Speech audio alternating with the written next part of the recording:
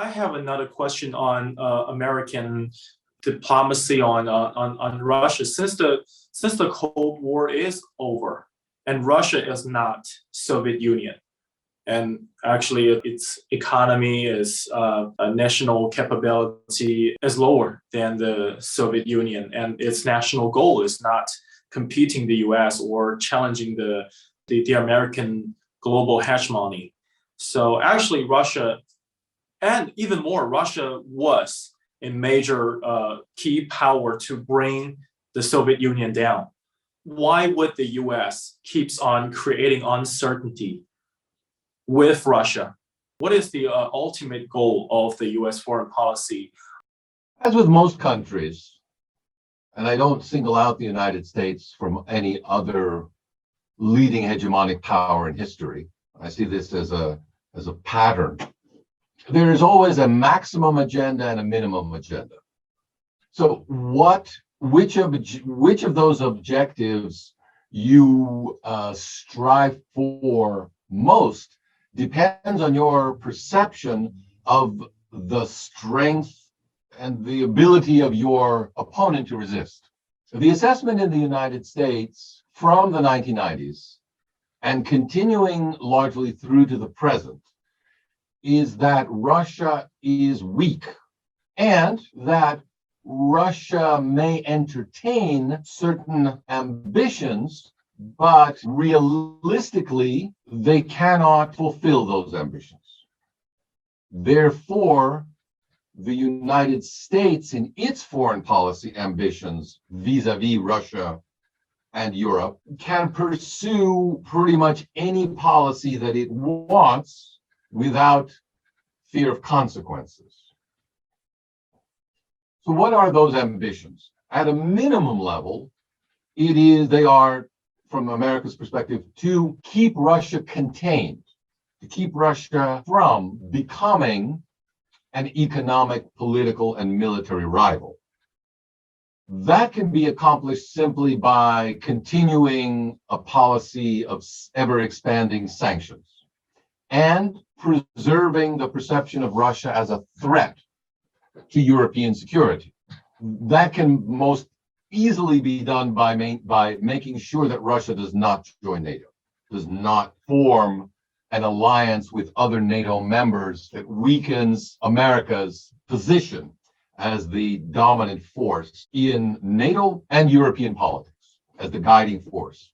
The maximum agenda is ultimately a colored revolution in Russia. So as a result of which a pro-American government would rise in Russia and transform the thinking of its political elites. This is not that different from the long-term strategy of détente that Henry Kissinger pursued. Understanding that the Soviet Union was the way it was, the idea behind détente was to bribe the Soviet leadership, entice it. I don't see much enticement in America's policies over the past 15 years or so. It's been more punishment for Russia's efforts to break out of the restrictions that are being imposed on it. And I think this is a weakness of U.S. foreign policy. I think any successful policy that seeks to engage and change the thinking of your opponent has to offer an incentive for doing so, not merely punishments. But I do think it is the strategic calculation of the Biden administration that Russia is weak, continues to be weak, be taken seriously. And this has proved to be a failure of American intelligence and political analysis. So you think the Ukrainian crisis is a failure of the American diplomacy? Yes. Okay. Well, obviously, as I said, I think at the heart of this crisis is an internal crisis. I'm going to use the United States as a synonym for the West because despite the occasional disagreements among NATO members, they all dutifully fall in line with the United States position. So it suffices really to ask, what is the American position to understand NATO's position? So my analysis begins with the reality of a division within Ukraine itself. This division is recognized by American analysts and taken advantage of for the interests of U.S. national security. Again, there's nothing nefarious about this. I understand that that is a policy of a great power, to continue to weaken its potential enemies as long as possible until it can no longer do so. But the problem in terms of historical perspective is that doing so rarely stops before wars. War actually resets people's understanding and leads them to ask for the first time, ask themselves, how did this happen? Until that time, everything seems fine. We're talking, everything's okay. Yeah, I hear your problems, but they're not my problems today, and that thing. So war has that bracing impact of changing people's focus and demanding that they take each other's concerns and fears seriously. That's all. Okay. Thank you. Actually, I watched some television shows, and I learned that some people in the United States, they have an opinion on this, is that they believe by not sending a clear message, it's actually the United States and the NATO wanted to see a war happening in Ukraine. But I saw it on Fox News, so maybe they made this opinion depending on the internal politics. But I wonder your take on this kind of opinion.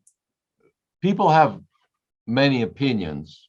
I do not believe that any party currently engaged in the conflict wanted it to happen.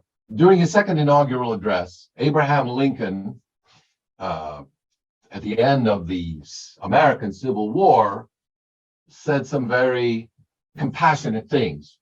He understood and suggested that neither side wanted this war in the North, between the North and the South in America, and that both sides, through their blindness, contributed something to it. War is never an optimal solution, but sometimes it becomes the only solution. And I'm reminded in this respect of a quote by Sir Herbert Butterfield, the late British diplomat historian at the University of Cambridge. He was writing about from the World War I as from his perspective. And he wrote, "The Christian has to go over the past, making no end of allowances for people, no end of explanations. We might also almost say that he cannot read history without being a little sorry for everybody. And if you hold this view, then there is a further way of looking at the war of 1914. You must regard that war as itself a judgment of God on certain evils of our civilization, which could not be rooted out in any other way." Every war between nations, within nations, is to some extent a civil war, a war between human beings who are not that different ultimately, but who find reasons to hate each other. And he's pointing out something very profound. Until we are able to see, again, from my perspective, how much we each contributed to the fear that we inspire in the other person, wars will never end. And of course, it was Plato who said, we will never see the end of war as human beings, because it's part of our nature to fear the other. But it can be delayed. It can certainly, so the tragic cycle that I'm talking about does continue, but it can be interrupted but it can never end because the tragic flaws that human beings are born with and continue to manifest throughout history will return. But hopefully, at least this was the point of Greek tragedy. It was by storytelling to show people what blind ambition is likely to lead to.